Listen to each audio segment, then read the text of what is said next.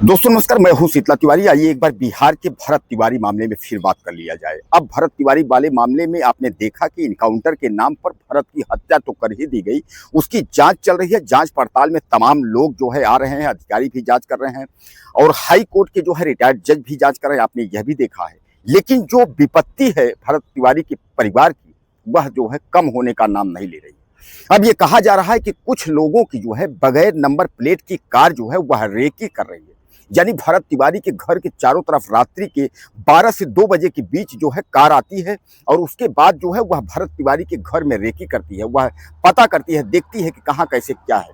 अब इस पर जो है एक बार फिर भरत तिवारी की बहन और उनकी मां ने जो है आरोप लगाया है कि कुछ फिर जो है गंभीर नहीं होने की आशंका उन लोगों ने जताया है, क्योंकि आपने देखा है कि भरत तिवारी का परिवार बराबर न्याय की लड़ाई के लिए लड़ रहा है और वह जो है कोशिश में है कि जो पुलिस वालों ने जिनने फर्जी इनकाउंटर किया है, चाहे वो एसडीएम हो, चाहे डीएसपी हो, चाहे पुलिस हो, उनके ऊपर कार्यवाही हो। जहां परिवार न्याय मांग रहा है वहीं जो है उनके घर की जो है रेकी की जा रही है। यह कहीं ना कहीं गंभीर विषय है। हालांकि मैं आपको बता दूं, इसकी जो है शिकायत जब की गई तो नए जो डीएसपी हैं, फिलहाल पुराने डीएसपी का तो उनका तो प्रमोशन कर दिया गया, आपको पता है, पुलिस मुख्यालय पटना में जो है उनको पद दे दिया गया है। तो नए जो डीएसपी हैं उन्होंने जो है सुरक्षा के लिए कुछ पुलिस, 4-5 पुलिस जो है वह भरत तिवारी के घर पर जो है भेजे हैं। अब दूसरी बड़ी खबर इसमें निकल कर ये आ रही है कि परिवार ने जो है वह प्रेस कॉन्फ्रेंस करके जो है यह कहा है कि 9 जुलाई के बाद से हम जो है धरना प्रदर्शन करेंगे। धरना प्रदर्शन क्या, भूख हड़ताल करेंगे।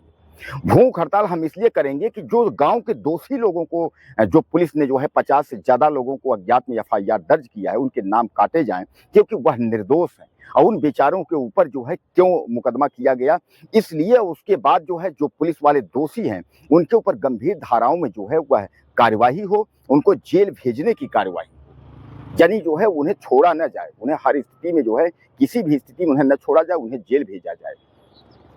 और जेल ही नहीं, उनके ऊपर कार्यवाही, यानी उनका जो है उनको आजीवन कारावास या फांसी हो, जिन्होंने एनकाउंटर के नाम पर हत्या की है। दरअसल दोस्तों आपको याद होगा कि भरत तिवारी की जो है रहस्यमयी स्थिति में जो है उनको मारा गया, यानी जो है उनको एनकाउंटर के नाम पर पहले कहा गया कि 3 गोलियां हैं, फिर बाद में पता चला 5 गोलियां हैं, 6 गोलियां हैं। यानी कहने का तात्पर्य यह है कि वहां झूठ बोला गया और पुलिस, एसटीएफ और सब टीम में मिल करके जो है इस एनकाउंटर को एनकाउंटर साबित करना चाहा, यानी जो इनकाउंटर सरकारी किया गया था इनकाउंटर साबित करना चाहा, लेकिन इनकाउंटर नहीं, यह जो है इसमें हत्या का मुकदमा सीधे सीधे इन लोगों पर लिखा गया। बाद में कारण ये था कि उसमें जो है यह कहा गया कि भरत तिवारी की यहाँ एनकाउंटर यानी सरकारी हत्या नहीं, उनकी जो है सरकारी हत्या, इनकाउंटर सरकारी के नाम पर जो है हत्या की गई है।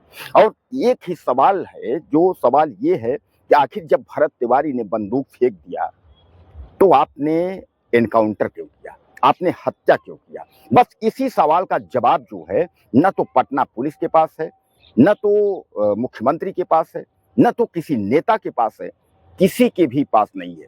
संविधान की अगर हम बात करें या जो भी पढ़े लिखे बड़े बड़े जो लोग हैं उनके पास नहीं है कि आखिर जब सरेंडर कोई व्यक्ति कर दिया तो आपने उसे क्यों मारा और जान से क्यों मारा। इस सवाल के जवाब में जो है पटना पुलिस फंसी। जब पटना पुलिस फंसी तो पटना पुलिस ने जो है फिर ये लगा कि अब तो जो इस पर मुकदमा चलाना होगा। तो जहां पुलिस वालों पर जो है 302 का मुकदमा जो है दर्ज किया गया है, लेकिन अभी भी इस मामले को ठंडे बस्ते में डालने की कोशिश की जा रही है। दरअसल मैं आपको बताऊं कि सम्राट चौधरी जो है वह मुख्यमंत्री बनने के बाद उन्होंने यह सोचा था कि हम यूपी जैसा योगी मॉडल लागू कर देंगे, और जब यूपी जैसा योगी मॉडल लागू कर देंगे तो फिर सामान्य बात है कि सब कुछ ठीक हो जाएगा। लेकिन वह यूपी जैसा लागू करने के चक्कर में, यानी मॉडल लागू करने के चक्कर में जो है एक निर्दोष व्यक्ति को मार दिया। दोस्तों उत्तर प्रदेश में योगी मॉडल जो है वह महीने में 10 एनकाउंटर होते हैं अपराधियों, जो अपराधी होते हैं उनके एनकाउंटर होते हैं, और बिहार में पुलिस ने एक एनकाउंटर किया, वह भी उसका एनकाउंटर कर दिया जो दूसरों की हक की लड़ाई लड़ता था, जो समाज की लड़ाई लड़ता था, उसका एनकाउंटर कर दिया। और उसकी गलती क्या थी? गलती केवल यही था कि उसकी आवाज जब नहीं सुनी जा रही थी तो उसने बंदूक उठा लिया, और बंदूक उठा लिया और अपनी आवाज दिखाने के लिए कि ताकि हमारी सुनी जाए। उसके बाद जब पुलिस वालों ने कहा तुम्हारी मांग जो है पूरी हो गई है, बंदूक फेंक के सरेंडर कर दो, उसने, भरत तिवारी ने कहा कि हम बंदूक फेंक रहे हैं, सरेंडर कर रहे हैं, लेकिन कोई चालाकी नहीं होनी चाहिए। लेकिन आपने देखा कि जब बंदूक फेंक करके और भरत तिवारी ने सरेंडर किया तो पुलिस ने जो है एनकाउंटर में मार दिया। ये आप समझिएगा। यहाँ कसाब जैसे आतंकवादी बड़े बड़े अगर जो है उग्रवादी आतंकवादी जब पकड़े जाते हैं तो उनको 4-6 सालों जो है बिरयानी खिला करके उनको मोटा किया जाता है, जांच पड़ताल की जाती है, सब कुछ किया जाता है। तमाम नक्सलाइट लोग पकड़े जाते हैं, उनकी जांच पड़ताल होती है, न्यायपालिका के तहत उनको फांसी की सजा दिया जाता है। लेकिन यहाँ ऐसा नहीं था। यहाँ तो बस सरेंडर भी किया व्यक्ति ने तो उसको जो है मार दिया गया। इसका मुख्य कारण जानते हैं? इसका मुख्य कारण वही है जो जवनिया गांव यानी पूरा गांव का गांव मां गंगा में डूबा था, उसको पुनर्वास के लिए यानी बाढ़ स्थिति को जो है पुनर्वास के लिए जहां 1,500 करोड़ रुपए बिहार सरकार को केंद्र सरकार ने दिया था और वही 1400 करोड़ के रुपए करीब जो है वो बिहार सरकार ने दिया था। इस पैसे की जो है बंदर बांट जो है वह एसडीएम से लेकर के अधिकारियों ने किया था और जिसका एविडेंस जो है जो मोबाइल फोन भरत तिवारी का है उसमें है। और इसी वजह से इन लोग अधिकारियों को पता था कि आज नहीं कल ये भरत तिवारी वाला मामला अगर उछलेगा ये जो है खोल देगा, इसमें पता हो जाएगा कि इसमें एसडीएम और कितने लोग इसमें बंदर बांट किए हैं, कौन कौन इसमें फंसेगा और सबकी जो है तहस नहस हो जाएगी। इसलिए जो है इसको एनकाउंटर दिखाकर इसकी हत्या कर दी जाए, ये प्लानिंग के तहत जो है हत्या हुई।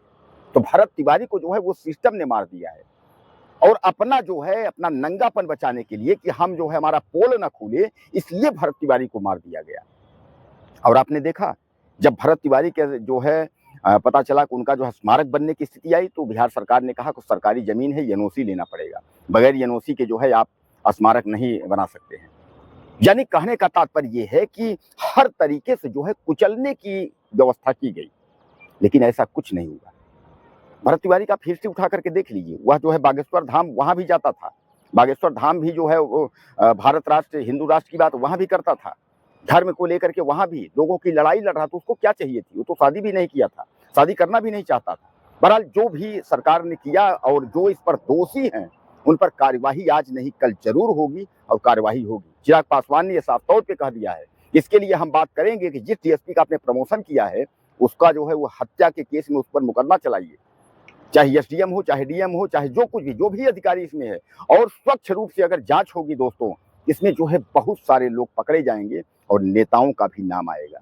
यानी पटना से लेकर के और उसके बाद जो है भोजपुर जमनिया तक के लोकल तक के अधिकारी जो है सब फंसेंगे जिन्होंने पैसों की बंदर बांट की है और यह सब विकास और लोगों का पैसा था। यही लड़ाई जो है भरत तिवारी लड़ रहा था।